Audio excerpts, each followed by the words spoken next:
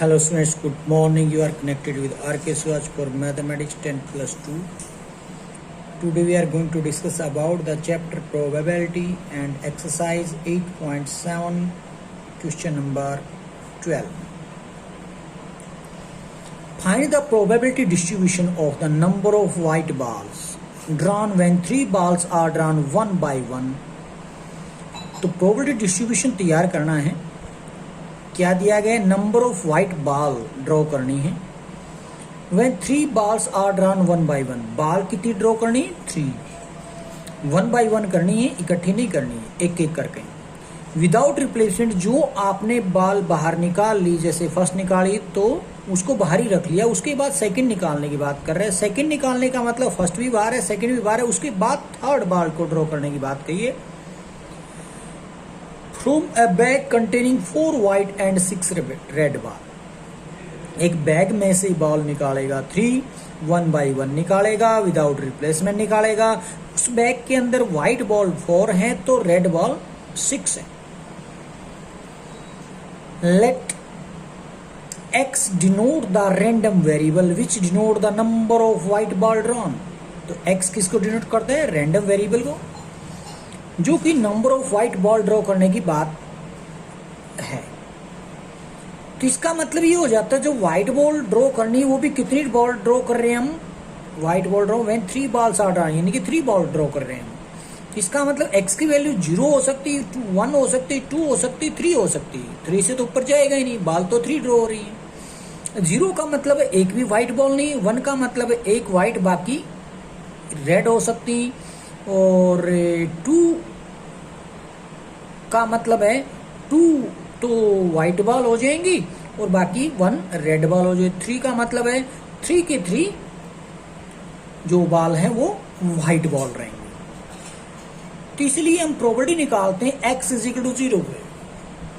x is equal to 0 की probability क्या रहेगी? Probability of drawing no white ball, यानी कि तीनों की तीनों कौन सी बॉल आएंगी? रेड बॉल आएंगी. अब 3 रेड बॉल निकालने का मतलब क्या? 1 by 1 कर रहे हैं, विदाउट रिप्लेसमेंट कर रहे हैं. तो यहाँ आप 1 by 1 का मतलब है सीधा ही कॉम्बिनेशन यूज कर लीजिए.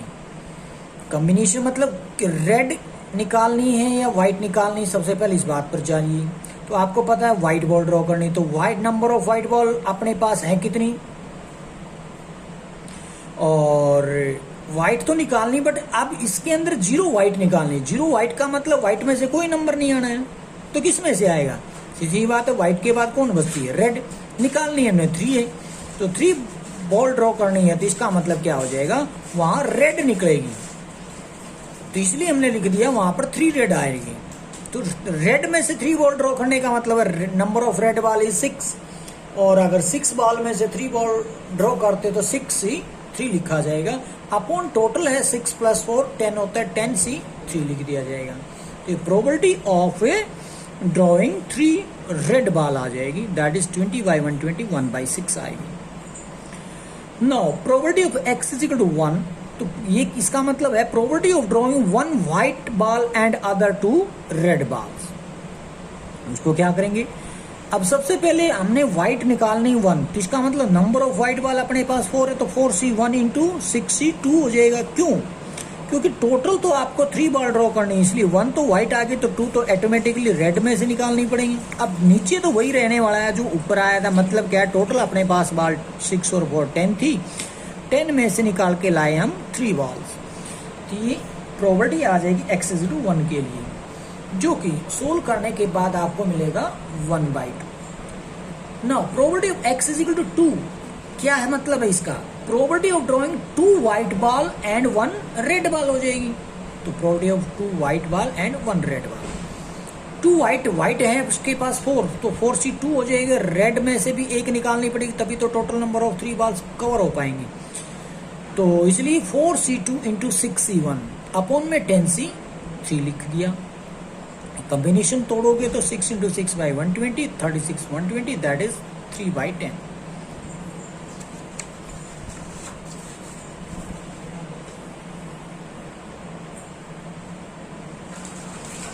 यहाँ probability of x is equal to 3 की बात करेंगे, तो क्या है? इसका मतलब क्या है? तो probability of drawing 3 white ball है इसका मतलब.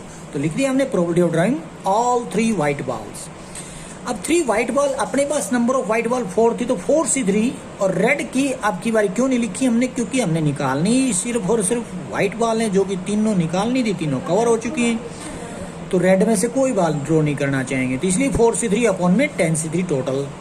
तो फेवरेबल अपॉन टोटल, तो probability of x equal to 3 की, जो कि 1/30 आएगी कैलकुलेशन। अब ये निकालने के बाद जो एक्चुअल में हमें क्या चाहिए था, प्रोबेबिलिटी डिस्ट्रीब्यूशन चाहिए था, इसलिए लिखा है answer required probability distribution is this.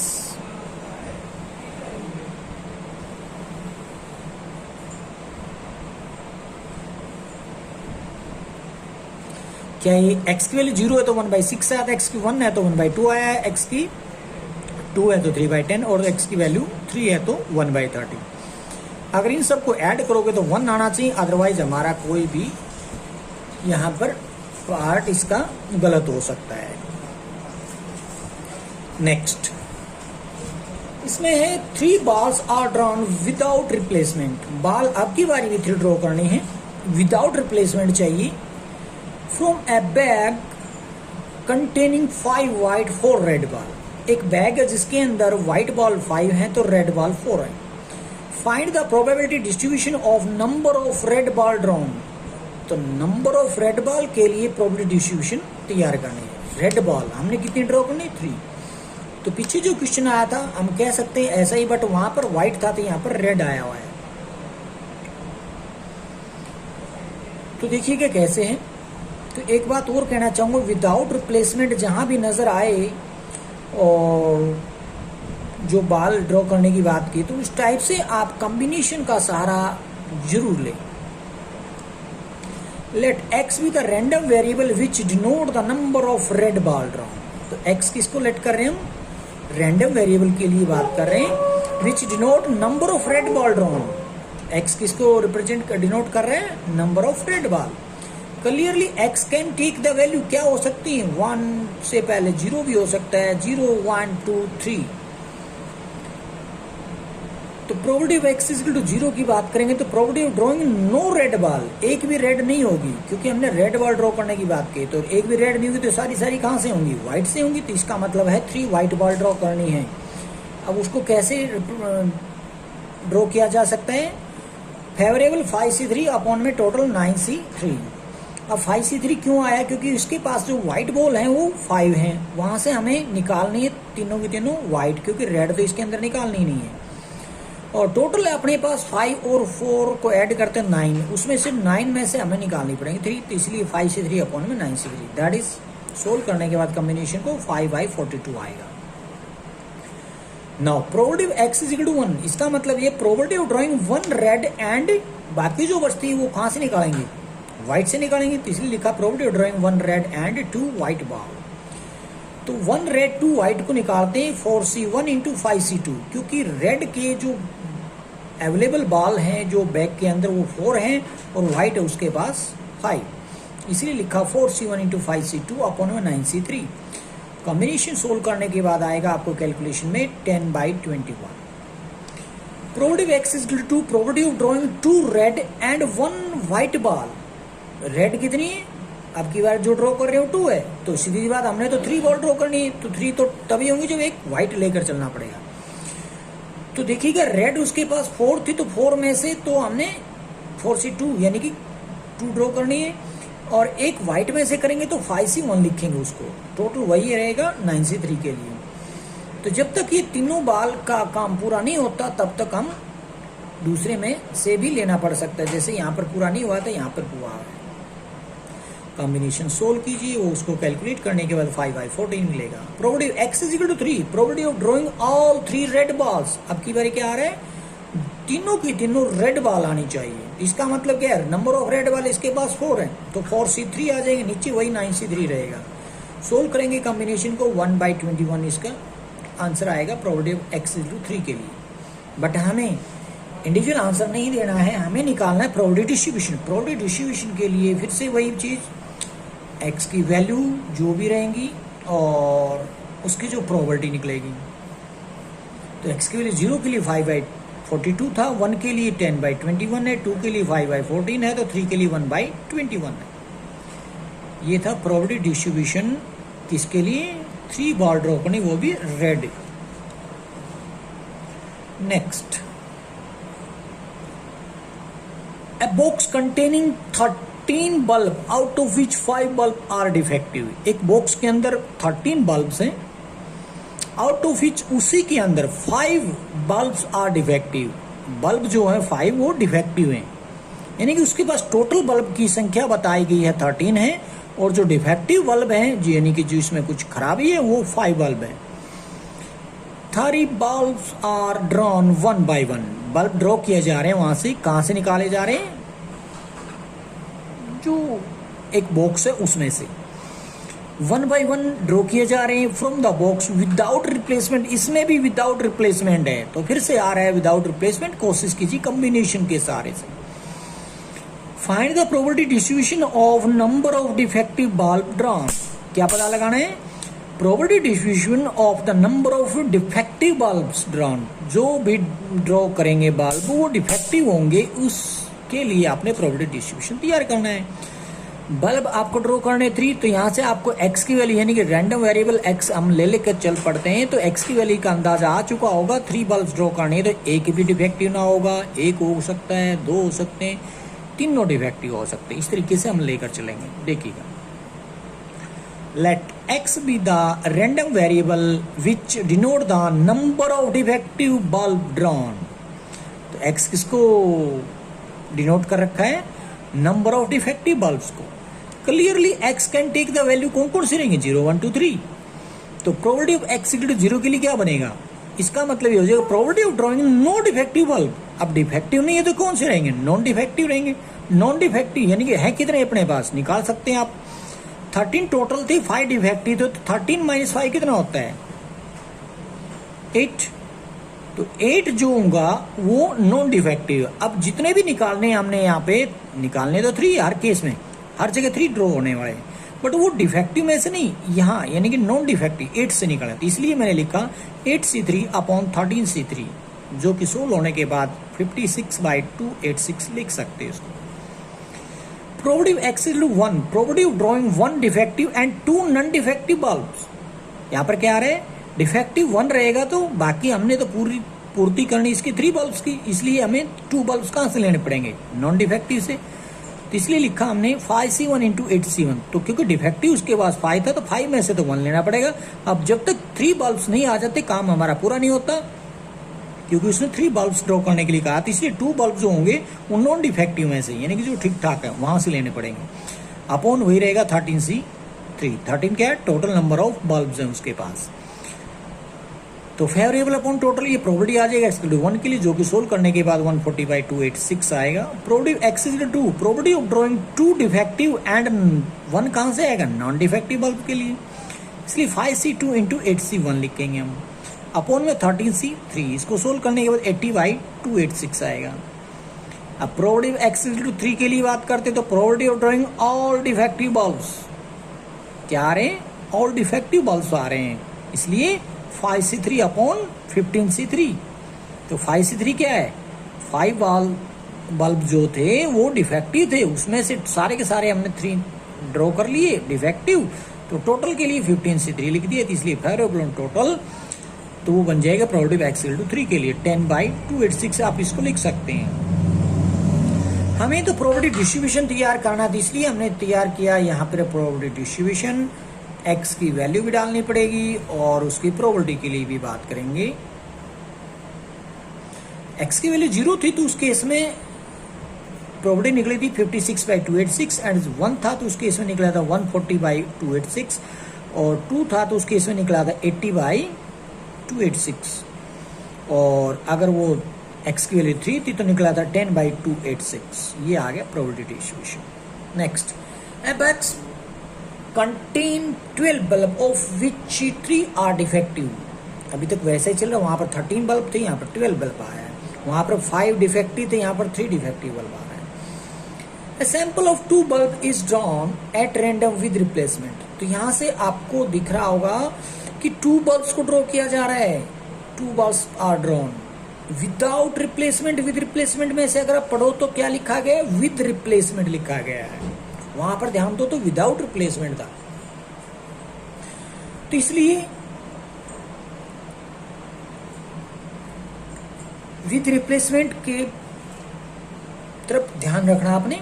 Find the probability distribution of number of defective bulbs. अब की बार भी प्रोबेबिलिटी डिस्ट्रीब्यूशन तैयार करना है, जबकि नंबर ऑफ डिफेक्टिव बल्ब्स की बात कर रखी है।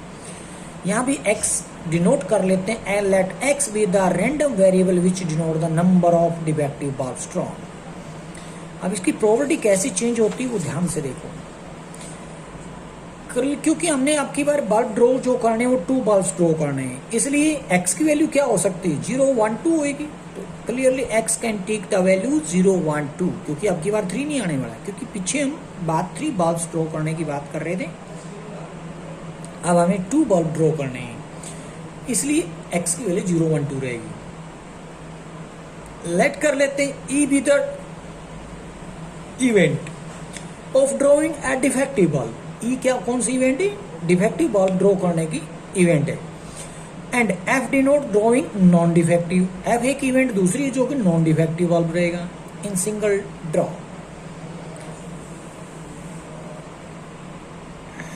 तो यहां पर देखेंगे प्रोबेबिलिटी ऑफ ई।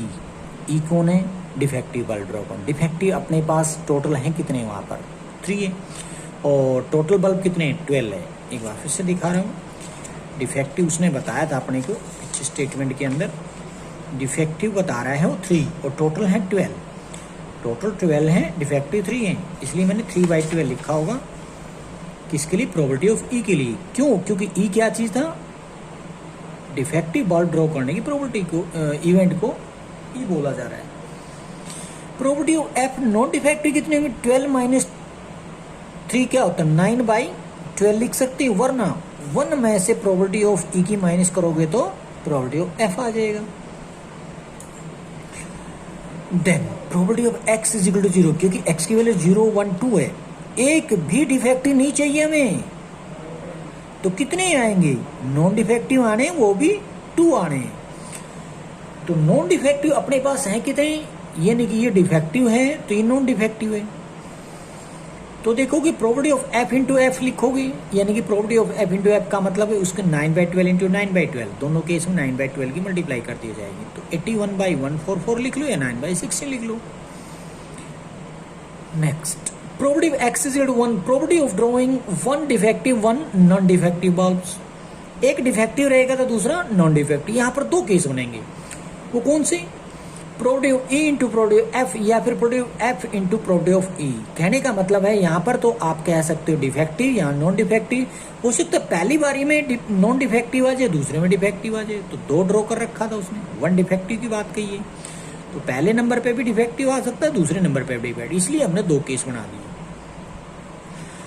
तो यहाँ पर इनकी वैल्यूज डालोगे, 3/12 इंटू 9/12 प्लस 9/12 इंटू 3/12, दोनों को ऐड करोगे तो क्या पाओगे, 6/16।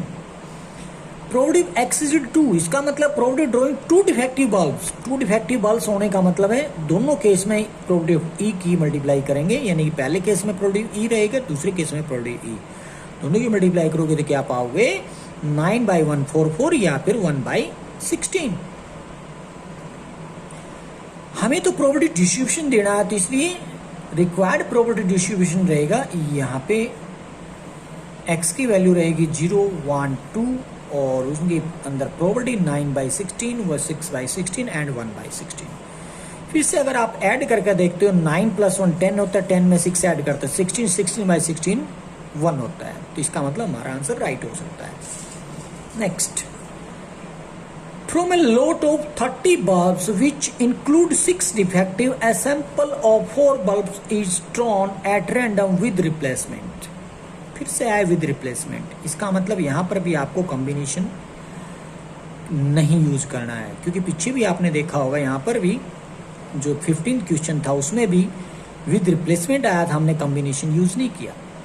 विदाउट रिप्लेसमेंट जहां आया था वहां पर कॉम्बिनेशन का सहारा लिया था।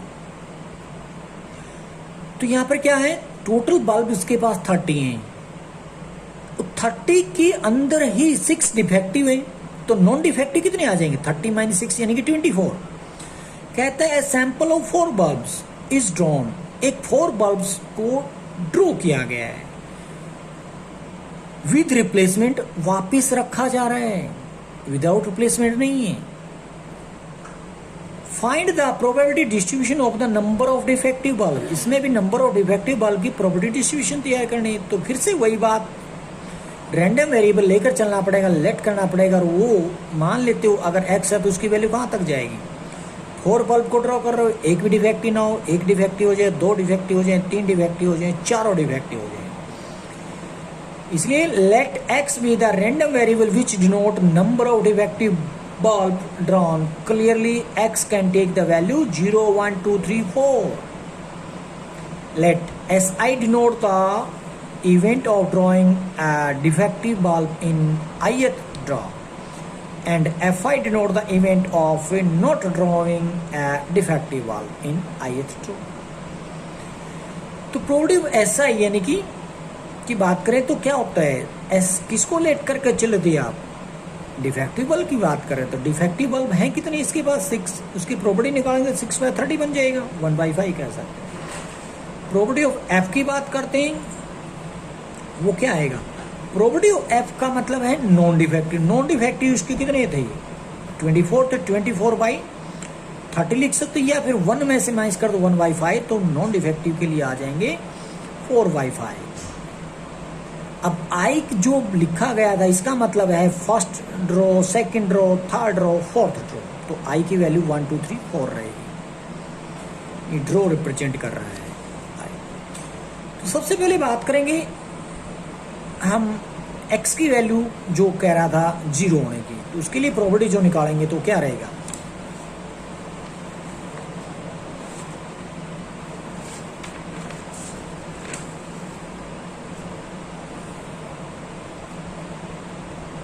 तो यहाँ देखोगे probability of x is equal to 0। X is equal to 0 का मतलब क्या है, फिर से बता दूं, यहाँ पर एक भी डिफेक्टिव बल्ब नहीं हो, क्योंकि उसने क्या मांगा था, probability distribution of the number of defective bulb के लिए बोला गया। डिफेक्टिव बल्ब में क्या रहेगा, एक भी 0 होने का मतलब एक भी डिफेक्टिव बल्ब नहीं है, तो non defective non defective non defective non defective कहने का मतलब probability of drawing non defective bulb, तो probability F1 F2 probability F3 into probability F3, F1 2 3 4 क्या है, first row, second row, third row, fourth row. अब first रो हो रहा है तो 4/5 कहाँ से लिया है, क्योंकि F की जो प्रोबेबिलिटी आई है वो कितनी है उसके पास 4/5। सेकंड टाइम जो निकाल रहे हो, फर्स्ट रो कर चुके, सेकंड रो में कोई इफेक्ट नहीं आना, क्या कोई चेंज नहीं आएगा, नहीं आएगा। क्यों नहीं आएगा, क्योंकि उसने कहा था विद रिप्लेसमेंट, तो विद रिप्लेसमेंट में फिर से वही नंबर ऑफ बल्ब हैं टोटल भी, वो भी जो भी निकालने, डिफेक्टिव चाहे नॉन डिफेक्टिव, इसलिए सेकंड थर्ड फोर्थ आपको सेम नजर आ रहे होंगे ड्रॉ के अंदर प्रोबेबिलिटी। इन चारों की प्रोबेबिलिटी की मल्टीप्लाई करोगे तो क्या रहेगा, 256/625। अब निकालने जा रहे प्रोबेबिलिटी एक्स इज 1 के लिए, probability of drawing 1 defective and 3 non defective bulbs. क्या मतलब है, डिफेक्टिव तो 1 रहेगा बट नॉन डिफेक्टिव 3 रहेंगे। क्यों, क्योंकि 4 ड्रॉ करने बल्ब का आपने, वो भी डिफेक्टिव के ऊपर हम प्रॉपर्टी निकालने जा रहे हैं डिस्ट्रीब्यूशन। तो अब एक डिफेक्टिव होने का मतलब है, मान लीजिए फर्स्ट केस पे डिफेक्टिव हो जाता है, बाकी नॉन डिफेक्टिव हो जाते हैं। मान लीजिए सेकंड केस पे डिफेक्टिव होते हैं, फर्स्ट थर्ड फोर्थ पे नॉन डिफेक्टिव रहता है। मान लीजिए थर्ड केस पे डिफेक्टिव हो जाता है, फर्स्ट सेकंड फोर्थ पे नॉन डिफेक्टिव। मान लीजिए फोर्थ पे डिफेक्टिव हो सकता है, तो फर्स्ट सेकंड थर्ड क्या रहेगा, नॉन डिफेक्टिव रहेगा।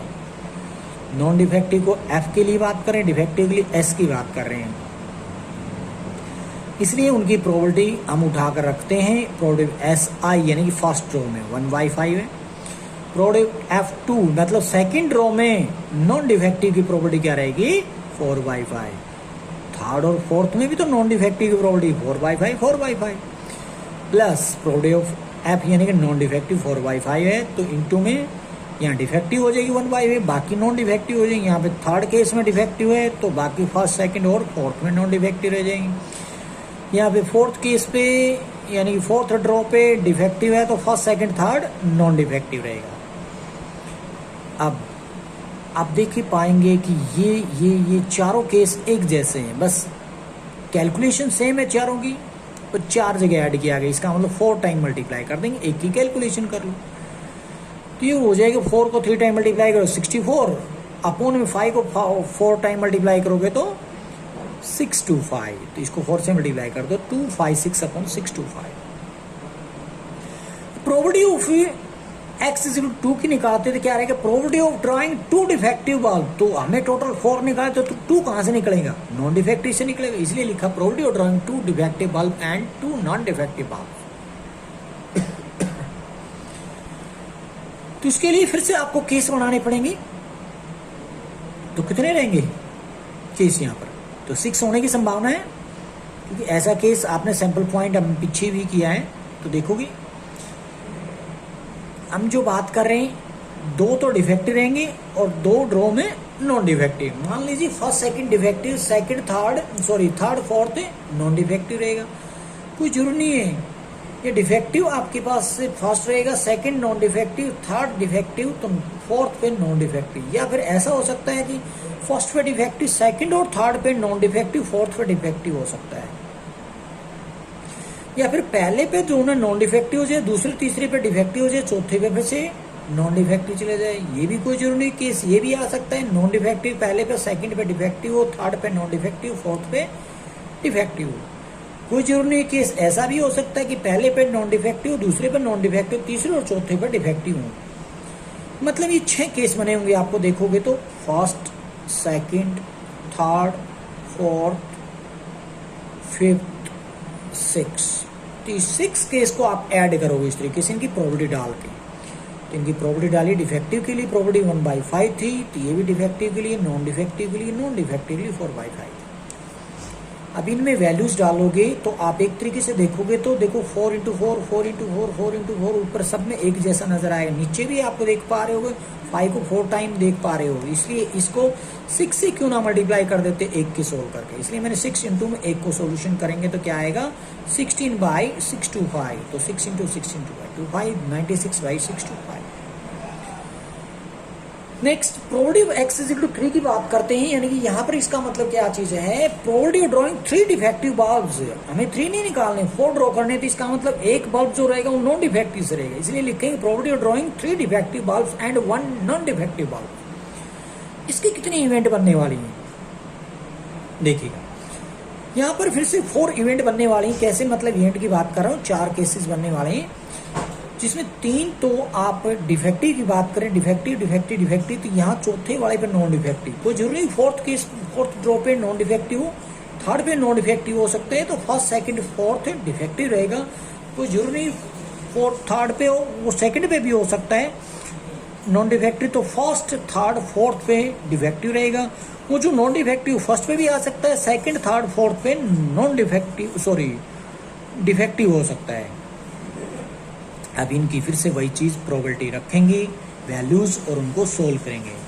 तो आप देख पा रहे हो कि 1/5, 1/5, 1/5, 4/5, तो 4/5 इसमें तीनों चारों में एक बार नजर आ रहा, 1/5 3 बार आ रहा है, तो इसका मतलब तीनों चारों एक जैसे केस हैं, तो एक की सोल्व करके उसको 4 से मल्टीप्लाई कर देते हैं, दैट इज 16/625 मिलेगा।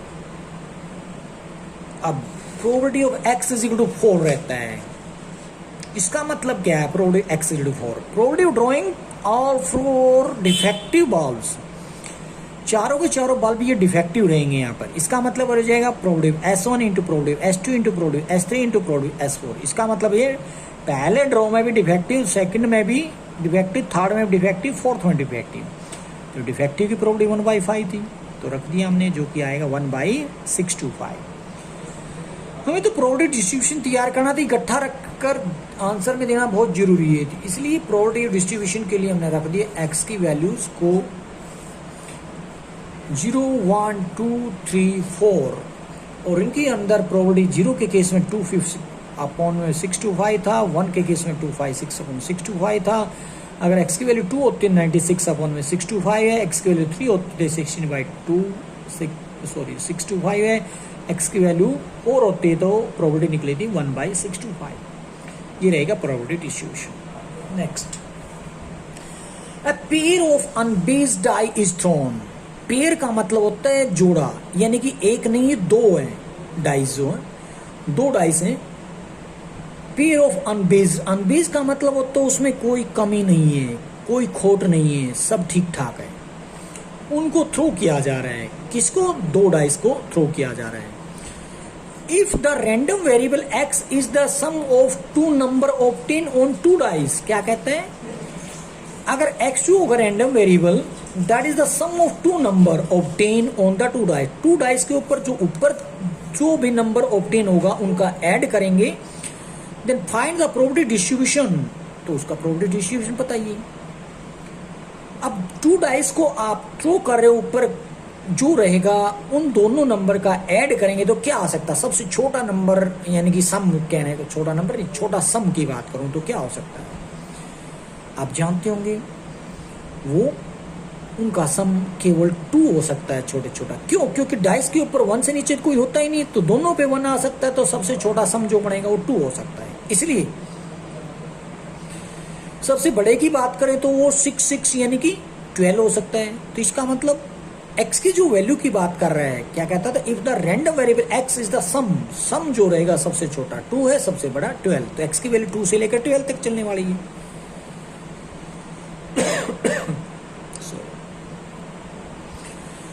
When two dice are thrown together, जब दो डाई को इकट्ठा फेंका जाएगा, total number of exhaustive case are क्या रहेंगे, 6 × 6 यानी कि 36 हो जाएगा। Total number of exhaustive case की बात कर रहे हैं 36। और x की वैल्यू के बारे में बता चुका हूं, x is the random variable which denote the sum of the numbers की बात कर रहे हैं that obtain on two dice, clearly x can take values 2, 3, 4, 5, 6, 7, 8, 9, 10, 11, 12 रहेगी। A probability distribution of sum of number obtained on two dice is as follow। क्या कहा है, probability distribution देने जा रहे हैं जो कि सम ऑफ नंबर रहेगा टू डाइस के ऊपर, वो किस तरीके से है। अब सम ऑफ नंबर्स को आप प्रोबेबिलिटी डिस्ट्रीब्यूशन x लेकर चले, वो मैं कह रहा हूँ 2 रहेगा, सम 3, 4, 5, 6, 7, 8, 9, 10, 11, 12 तक जाएगा। जब सम 2 आता है तो उसमें एक ही इवेंट आने वाली है जो कि रहेगी 1, 1 के साथ। वो सैंपल पॉइंट 1, 1 है, तो इसका मतलब टोटल उसके पास 36 है। इसकी प्रोबेबिलिटी निकालेंगे तो उसको लिखेंगे नंबर ऑफ फेवरेबल केसेस में 1 आ रहे हैं, तो प्रोबेबिलिटी में क्या रहेगा, probability of x is equal to जो बात की गई है वो सम 2 आ रहा है, तो उस केस में फेवरेबल केस 1 है तो टोटल 36 है, तो 1/36 उसकी प्रोबेबिलिटी हो जाएगी। अब उसका सम अगर 3 आ रहा है तो किस केस में 1 + 2 भी 3 होता है, 2 + 1 भी 3 होता है। इसका मतलब 2 इवेंट आ रही है, मतलब फेवरेबल केस 2 आ रहे हैं, इसलिए नंबर ऑफ फेवरेबल केस 2 रखा। टोटल आप जानते हैं 32/36 की प्रोबेबिलिटी आ जाएगी। अब 4 सम कैसे है कि 1 3 पे आ रहा है, 2 2 पे आ रहा है, 3 1 पे, तो फेवरेबल 3 केसेस तो 3/36 की प्रोबेबिलिटी निकल जाएगी। 4 सम कैसे है, 1 4 पे, 2 3 पे, 3 2 पे, 4 1 पे आ रहा है। या 4 इवेंट एग्जॉस्टिव जिसको फेवरेबल केस बोल रहे हो, एग्जॉस्टिव में से 4 निकलेंगे आपके पास, तो 4 इसका फेवरेबल केस, तो प्रोबेबिलिटी 4/36 लिख देंगे।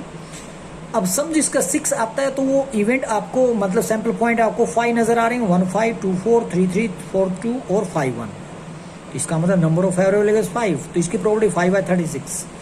अब जिसमें सम 7 आता है तो वो उसमें जो सैंपल पॉइंट निकलेंगे 1 6 2 5 3 4 4 3 5 2 और 6 1, ये 7 ऐड आ रहा है इनका, जो कि 6 आ रहे हैं, तो इसका मतलब 6/36 आ जाएगी।